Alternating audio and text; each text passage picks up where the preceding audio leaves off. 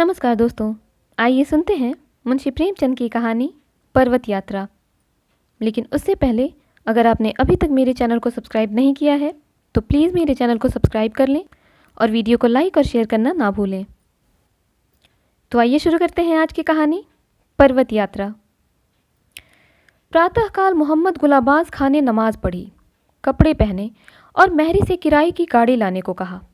शीरी बेगम ने पूछा, आज सवेरे सवेरे कहाँ जाने का इरादा है? गुलाबाज खां, ज़रा छोटे साहब को सलाम करने जाना है। शीरी, तो पैदल क्यों नहीं चले जाते? कौन बड़ी दूर है? गुल, जो बात तुम्हारी समझ में ना आए उसमें जबान ना खोला करो। शीरी, पूछती तो हूँ, पैदल चले जाने में क्या हरज है? गाड़ी वाला 1 रुपए से कम ना लेगा। गुल हंसकर, हुक्काम किराया नहीं देते। उसकी हिम्मत है कि मुझसे किराया मांगे, चालान करवा दूं। शीरी, तुम तो हाकिम भी नहीं हो, तुम्हें वह क्यों ले जाने लगा? गुल, हाकिम कैसे नहीं हूँ? हाकिम की क्या सींग पूछ होती है जो मेरे नहीं है? हाकिम के दोस्त हाकिम से कम रौब नहीं रखता। अहमक नहीं हूँ कि 100 काम छोड़कर हुक्काम की सलामी बजाया करता हूँ। यह इसी की बरकत है कि पुलिस माल दीवानी के अहलकार मुझे झुक झुक कर सलाम करते हैं। थानेदार ने कल जो सौगात भेजी थी वह किस लिए? मैं उनका दामाद तो हूँ नहीं, सब मुझसे डरते हैं। इतने में महरी एक तांगा लाई।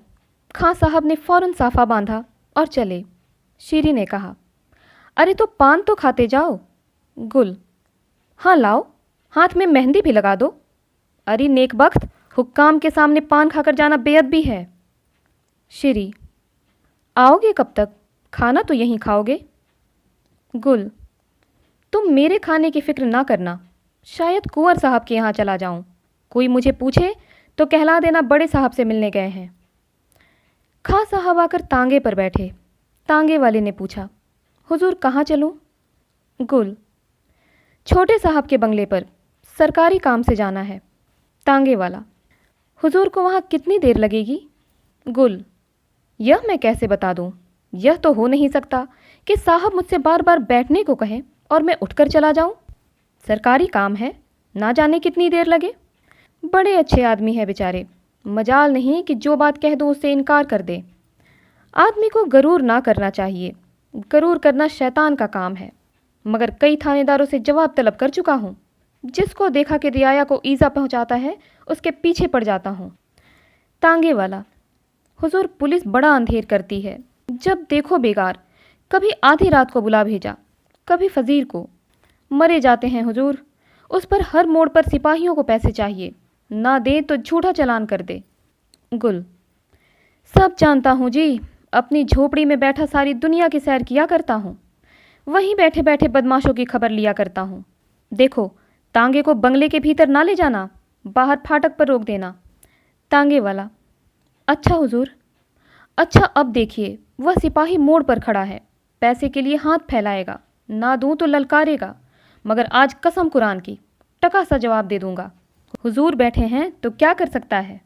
गुल, नहीं नहीं, जरा जरा सी बात पर मैं इन छोटे आदमियों से नहीं लड़ता। पैसे दे देना, मैं तो पीछे से बचा की खबर लूँगा। मुअत्तल ना करा दूँ तो सही। दो बदू गाली गलौज करना, इन छोटे आदमियों के मुंह लगना मेरी आदत नहीं। तांगे वाले को भी यह बात पसंद आई। मोड़ पर उसने सिपाही को पैसे दे दिए। तांगा साहब के बंगले पर पहुंचा।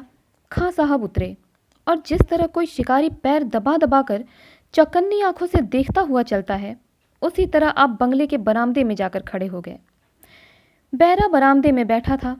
आपने उसे देखते ही सलाम किया।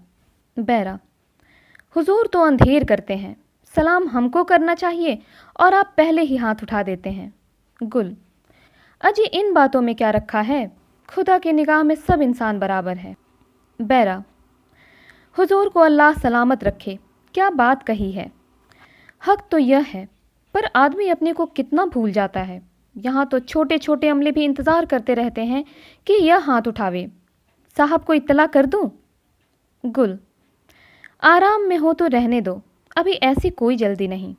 बैरा, जी नहीं, हुजूर हाजिरी पर से तो कब के उठ चुके, कागज वागज पढ़ते होंगे। गुल, अब इसका तुम्हें अख्तियार है, जैसा मौका हो वैसा करो। मौका महल पहचानना तुम ही लोगों का काम है। क्या हुआ, तुम्हारी लड़की तो खैरियत से है ना? बैरा, हाँ हुजूर, अब बहुत मज़े में है। जब से हुजूर ने उसके घर वालों को बुलाकर डांट दिया है, तब से किसी ने चू भी नहीं किया। लड़की हुजूर की जान माल को दुआ देती है। बैरे ने साहब को खां साहब की इतला की और एक क्षण में खां साहब जूते उतारकर साहब के सामने जा खड़े हुए और सलाम करके फर्श पर बैठ गए। साहब का नाम काटन था। काटन, ओ, यह आप क्या करता है? कुर्सी पर बैठिए, कुर्सी पर बैठिए। काटन, नहीं नहीं, आप हमारा दोस्त है। खां, हुजूर चाहे मेरे को आफताब बना दें, पर मैं तो अपनी हकीकत समझता हूँ। बंदा उन लोगों में नहीं है जो हुजूर के करम से 4 हरफ पढ़कर ज़मीन पर पाँव नहीं रखते और हुजूर लोगों की बराबरी करने लगते हैं।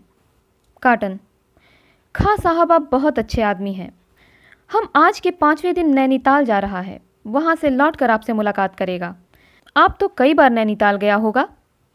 अब तो सब रईस लोग वहाँ जाता है। खां साहब नैनीताल क्या, बरेली तक भी ना गए थे, पर इस समय कैसे कह देते कि मैं वहाँ कभी नहीं गया? साहब की नज़रों से ना गिर जाते। साहब समझते कि यह रईस नहीं, कोई चरकटा है। बोले, हाँ हुजूर, कई बार हो आया हूँ। काटन, आप कई बार हो आया है?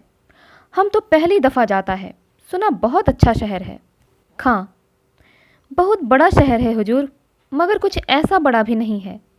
काटन, आप कहाँ ठहरता? वहाँ होटलों में तो बहुत पैसा लगता है। खां, मेरी हुजूर ना पूछें, कभी कहीं ठहर गया, कभी कहीं ठहर गया। हुजूर के अकबाल से सभी जगह दोस्त हैं। काटन, आप वहाँ किसी के नाम चिट्ठी दे सकता है कि मेरे ठहरने का बंदोबस्त कर दे? हम किफ़ायत से काम करना चाहता है। आप तो हर साल जाता है, हमारे साथ क्यों नहीं चलता? खां साहब बड़ी मुश्किल में फंसे। अब बचाव का कोई उपाय ना था। कहना पड़ा, जैसा हुजूर के साथ ही चला चलूँगा, मगर मुझे अभी ज़रा देर है हुजूर। काटन, ओ कुछ परवाह नहीं, हम आपके लिए 1 हफ्ता ठहर सकता है। अच्छा सलाम, आज ही आप अपने दोस्त को जगह का इंतज़ाम करने को लिख दें। आज के 7वें दिन हम और आप साथ चलेगा। हम आपको रेलवे स्टेशन पर मिलेगा। खां साहब ने सलाम किया और बाहर निकले। तांगे वाले से कहा, कुंवर शमशेर सिंह की कोठी पर चलो। कुंवर शमशेर सिंह खानदानी रईस थे। उन्हें अभी तक अंग्रेजी रहन सहन की हवा ना लगी थी। 10 बजे दिन तक सोना, फिर दोस्तों और मुसाहिबों के साथ गपशप करना, 2 बजे खाना खाकर फिर सोना, शाम को चौक की हवा खाना और घर आकर 12-1 बजे तक किसी परी का मुजरा देखना, यही उनकी दिनचर्या थी। दुनिया में क्या होता है इसकी उन्हें कुछ खबर ना थी, या हुई भी तो सुनी सुनाई। खां साहब उनके दोस्तों में थे। जिस वक्त खां साहब कोठी में पहुँचे 10 बज गए थे। कुंवर साहब बाहर निकल आए थे। मित्रगण जमा थे। खां साहब को देखते ही कुंवर साहब ने पूछा, कहिए खां साहब, किधर से? खां साहब, जरा साहब से मिलने गया था। कई दिन बुला बुला भेजा, मगर फुर्सत ही ना मिलती थी। आज उनका आदमी ज़बरदस्ती खींच ले गया। क्या करता, जाना ही पड़ा। कहाँ तक बेरुखी करूं? कुंवर, यार तुम न जाने अफसरों पर क्या जादू कर देते हो कि जो आता है तुम्हारा दम भरने लगता है। मुझे वह मंत्र क्यों नहीं सिखा देते? खां, मुझे खुद ही नहीं मालूम कि क्यों हुक्काम मुझ पर इतने मेहरबान रहते हैं। आपको यकीन ना आवेगा, मेरी आवाज़ सुनते ही कमरे के दरवाजे पर आकर खड़े हो गए और ले जाकर अपनी खास कुर्सी पर बैठा दिया। कुंवर, अपनी खास कुर्सी पर? खां, हाँ साहब, हैरत में आ गया, मगर बैठना ही पड़ा। फिर सिगार मंगवाया, इलायची, मेवे, चाय सभी कुछ आ गए। यूँ कहिए कि खासी दावत हो गई। यह मेहमानदारी देखकर मैं दंग रह गया। कुंवर, तो वह सब दोस्ती भी करना जानते हैं? खां, अजी दूसरा क्या खां से दोस्ती करेगा? अब तो हद हो गई कि मुझे अपने साथ नैनीताल चलने को मजबूर कर दिया। कुंवर, सच? खां, कसम कुरान की। हैरान था कि क्या जवाब दूं, मगर जब देखा कि किसी तरह नहीं मानते तो वादा करना ही पड़ा। आज ही के दिन कूच है। कुंवर, क्यों यार, मैं भी चला चलूं तो क्या हरज है? खां, सुभान अल्लाह, इससे बढ़कर क्या बात होगी? कुंवर, भाई लोग तरह तरह की बातें करते हैं, इससे जाते डर लगता है। आप तो हो आए होंगे? खां, कई बार हो आया हूँ। हाँ, इधर कई साल से नहीं गया। कुंवर, क्यों साहब, पहाड़ों पर चढ़ते चढ़ते दम फूल जाता होगा? राधाकांत व्यास बोले, धर्मावतार, चढ़ने को तो किसी तरह चढ़ भी जाइए, पर पहाड़ों का पानी ऐसा खराब होता है कि एक बार लग गया तो प्राण ही लेकर छोड़ता है। बद्रीनाथ की यात्रा करने जितने यात्री जाते हैं उनमें बहुत कम जीते लौटते हैं, और संग्रहणी तो प्रायः सभी को हो ही जाती है। कुंवर, हाँ, सुना तो हमने भी है कि पहाड़ों का पानी बहुत लगता है। लाला सुखदयाल ने हामी भरी, गोसाई जी ने भी तो पहाड़ के पानी की निंदा की है। लागत अति पहाड़ का पानी, बड़ दुख होत न जाई बखानी। खां, तो यह इतने अंग्रेज वहाँ क्यों जाते हैं साहब? ये लोग अपने वक्त के लुकमान हैं, इनका कोई काम मसलहत से खाली नहीं होता। पहाड़ों की सैर से कोई फ़ायदा ना होता तो क्यों जाते, ज़रा यह तो सोचिए। व्यास, यही सोच सोच कर तो हमारे रईस अपना सर्वनाश कर रहे हैं। उनकी देखा देखी धन का नाश, धर्म का नाश, बल का नाश होता चला जाता है, फिर भी हमारी आंखें नहीं खुलती। लाला, मेरे पिताजी एक बार किसी अंग्रेज के साथ पहाड़ पर गए, वहाँ से लौटे तो मुझे नसीहत दी कि खबरदार, कभी पहाड़ पर ना जाना। आखिर कोई बात देखी होगी जभी तो यह नसीहत की। वाजिद, हुजूर खां साहब जाते हैं, जाने दीजिए। आपको मैं जाने की सलाह ना दूंगा।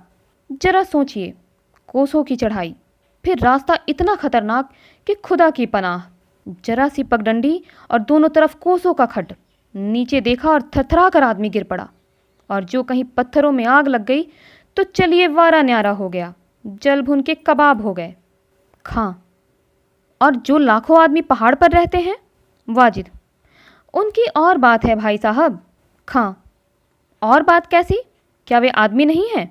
वाजिद, लाखों आदमी दिन भर हल जोतते हैं, फावड़े चलाते हैं, लकड़ी फाड़ते हैं, आप करेंगे? है आप में इतनी दम? हुजूर उस चढ़ाई पर चढ़ सकते हैं? खां, क्यों नहीं, टट्टुओं पर जाएंगे। वाजिद, टट्टुओं पर 6 कोस की चढ़ाई, होश की दवा कीजिए। कुंवर, टट्टुओं पर? भाई हमसे ना जाया जाएगा, कहीं टट्टू भड़के तो कहीं के ना रहे। लाला, गिरे तो हड्डियाँ तक ना मिले। व्यास, प्राण तक चूर चूर हो जाए।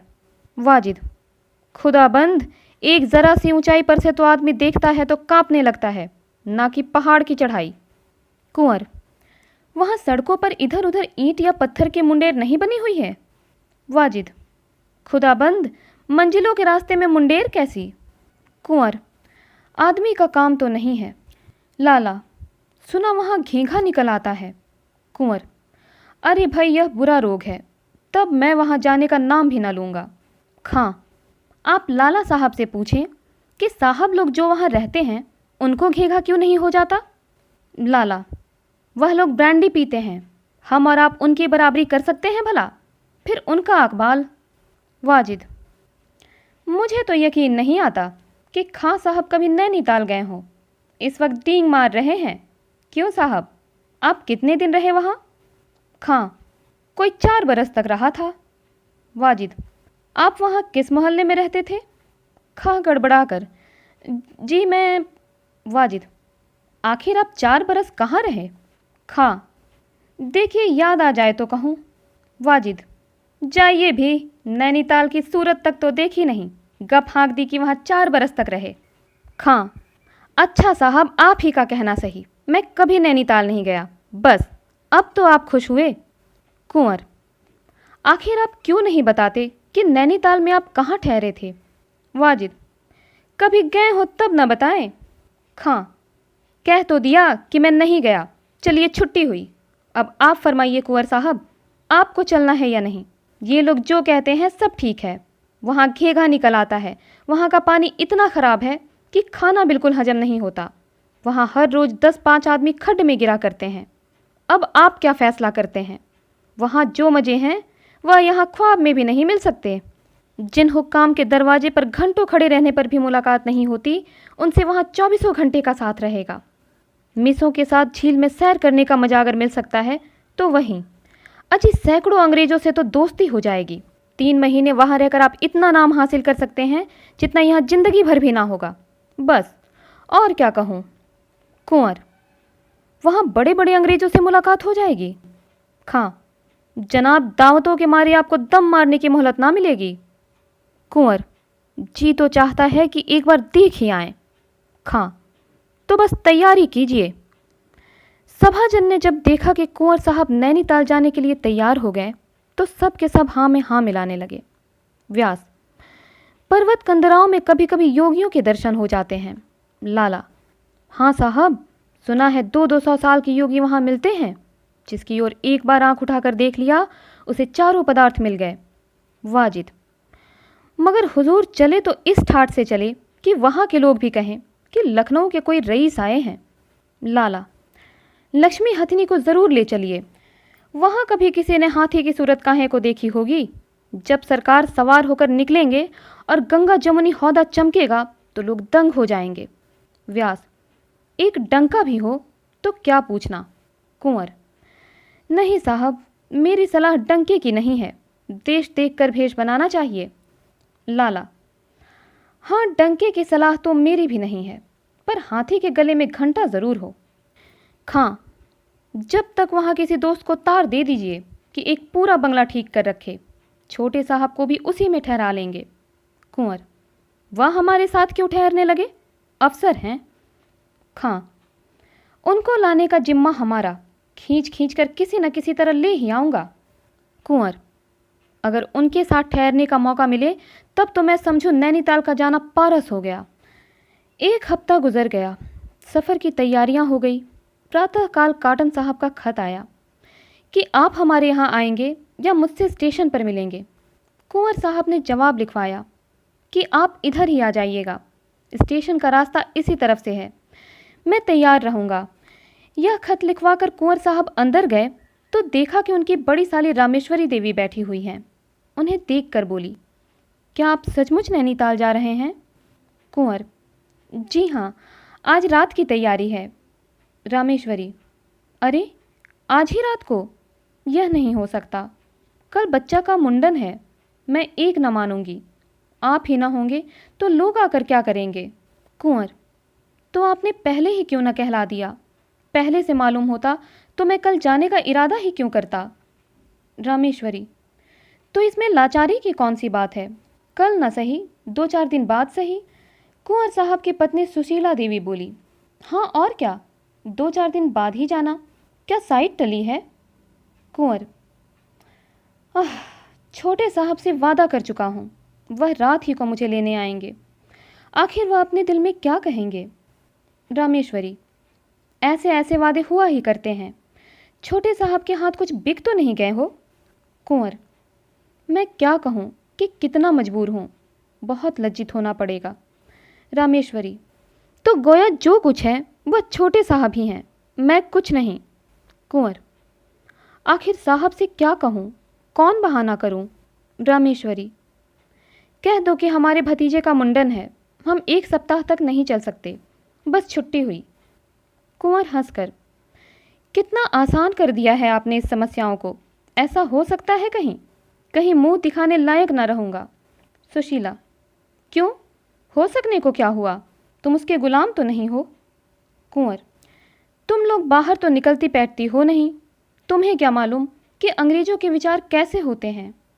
रामेश्वरी, अरे भगवान, आखिर उसके कोई लड़का बाला है या निगोड़ा नाठा है। त्यौहार और व्यवहार हिंदू मुसलमान सबके यहाँ होते हैं। कुंवर, भाई हमसे कुछ करते धरते नहीं बनता। रामेश्वरी, हमने कह दिया, हम नहीं जाने देंगे, अगर तुम चले गए तो मुझे बड़ा रंज होगा, तुम्ही लोगों से तो महफिल की शोभा होगी, और अपना कौन बैठा हुआ है। कुंवर, अब तो साहब को लिख भेजने का भी मौका नहीं है, वह दफ्तर चले गए होंगे, मेरा सब असबाब बन चुका है, नौकरों को पेशगी रुपया दे चुका कि चलने की तैयारी करे, अब कैसे रुक सकता हूँ। रामेश्वरी, कुछ भी हो, जाने ना पाओगे। सुशीला, 2-4 दिन बाद जाने में ऐसी कौन सी बड़ी हानि हुई जाती है, वहाँ कौन लड्डू धरे हुए हैं। कुंवर साहब बड़े धर्म संकट में पड़े, अगर नहीं जाते तो छोटे साहब से झूठे पड़ते हैं, वह अपने दिल में कहेंगे कि अच्छे बेहुदे आदमी से पाला पड़ा, अगर जाते हैं तो स्त्री से बिगाड़ होती है, साली मुंह फुलाती है। इसी चक्कर में पड़े हुए बाहर आए तो मियाँ वाजिद बोले, हुजूर इस वक्त कुछ उदास मालूम होते हैं। व्यास, मुद्रा तेजहीन हो गई है। कुंवर, भाई कुछ ना पूछो, बड़े संकट में हूँ। वाजिद, क्या हुआ हुजूर, कुछ फरमाइए तो। कुंवर, यह भी एक विचित्र ही देश है। व्यास, धर्मावतार, प्राचीन काल से यह ऋषियों की तपोभूमि है। लाला, क्या कहना है, संसार में ऐसा देश दूसरा नहीं। कुंवर, जी हाँ, आप जैसे गौ के और किस देश में होंगे, बुद्धि तो हम लोगों को छू भी नहीं गई। वाजिद, हुजूर अक्ल के पीछे तो हम लोग लठ लिए फिरते हैं। व्यास, धर्मावतार, कुछ कहते नहीं बनता, बड़ी हीन दशा है।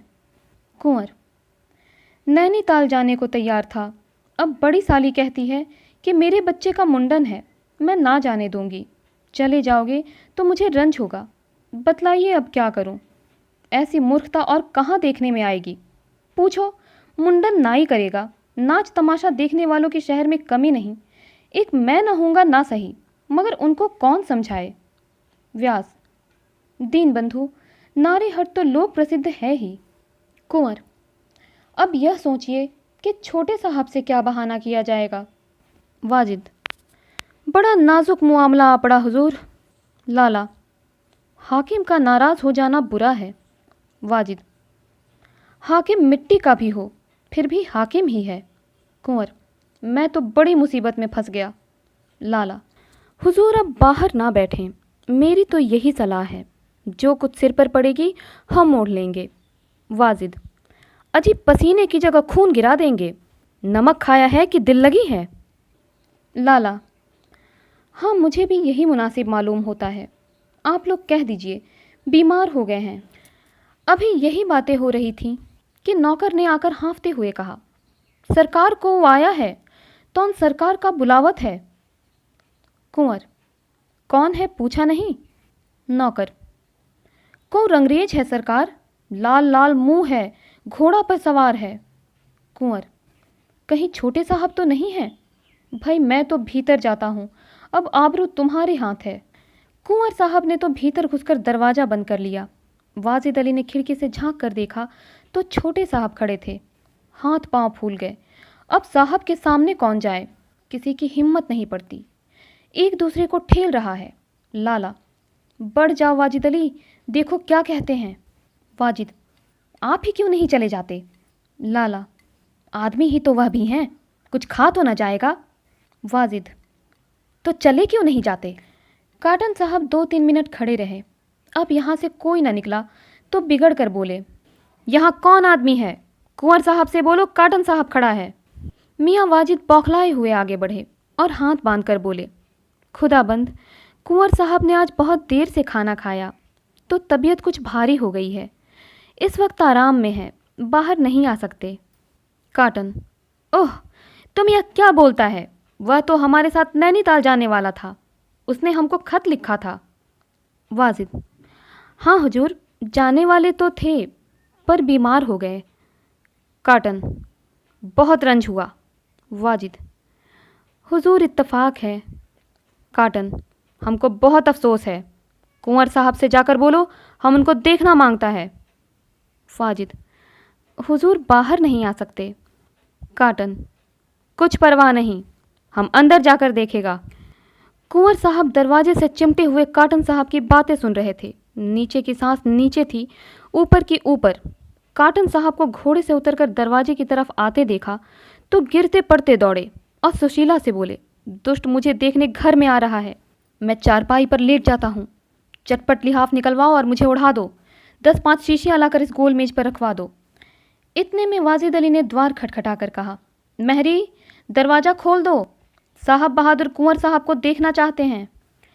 सुशीला ने लिहाफ मांगा, पर गर्मी के दिन थे, जाड़ों के कपड़े संदूकों में बंद पड़े थे।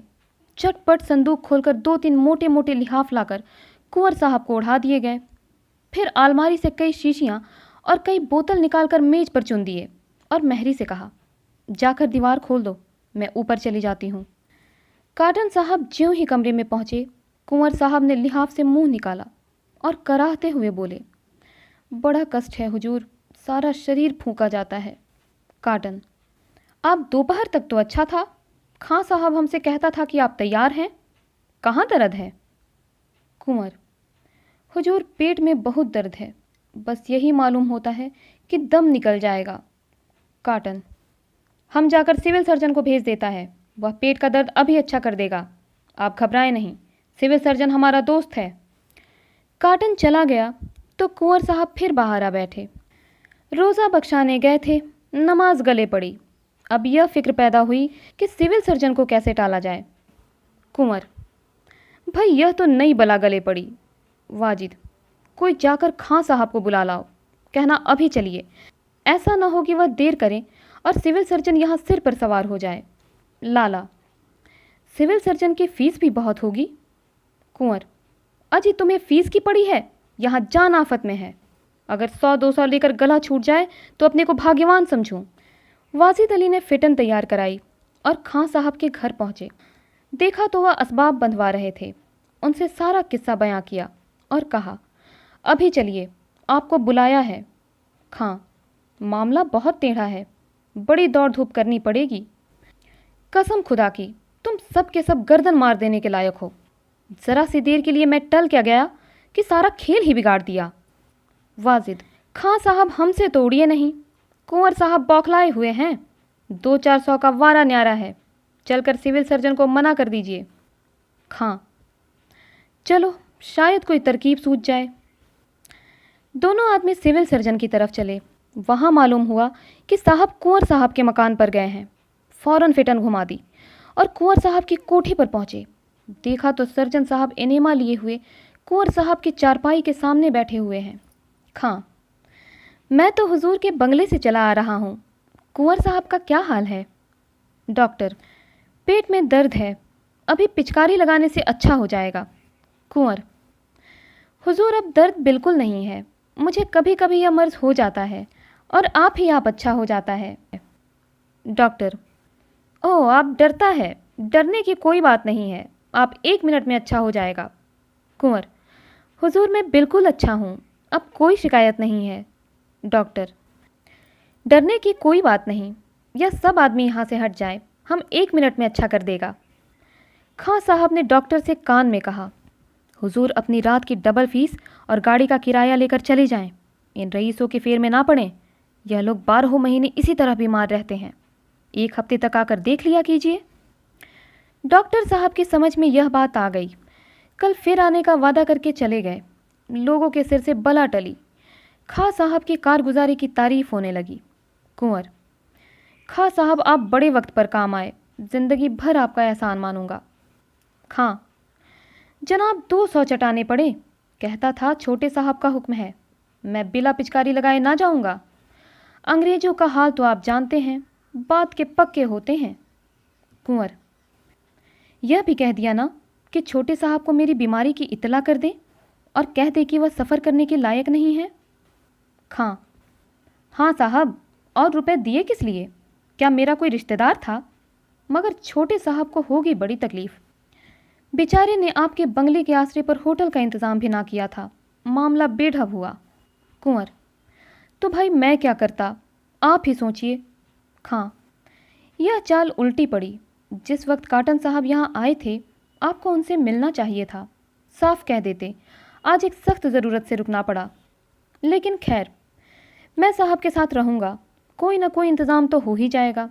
कुंवर, क्या अभी आप जाने का इरादा कर ही रहे हैं? हलफ से कहता हूँ, मैं आपको ना जाने दूंगा, यहाँ न जाने कैसी पड़े। मियाँ वाजिद देखो, आपके घर कहला दो, बाहर ना जाएंगे। खां, आप अपने साथ मुझे भी डुबाना चाहते हैं?